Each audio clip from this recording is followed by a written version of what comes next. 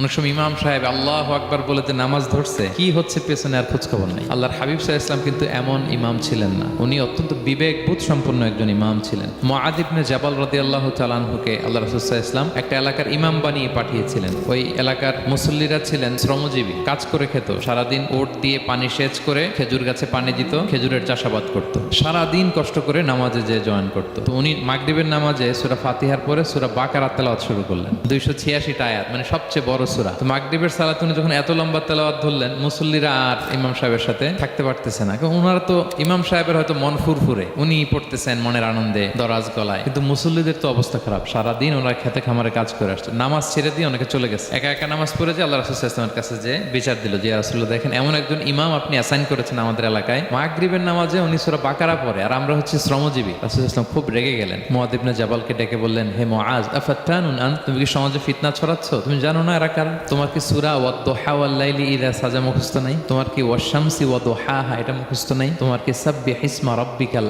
আ'লা এই সূরাগুলো তোমার জানা নাই? উনি বললেন জানা আছে। তো এগুলো রেখে দিয়ে মাগরিবের নামাজে কেন সূরা বাকারা ধরলা? তোমার মুসল্লিরা তো শ্রমজীবী মুসল্লি, কারণ ইমামের দায়িত্ব হচ্ছে পেছনে কারা আছে এটা খেয়াল করা।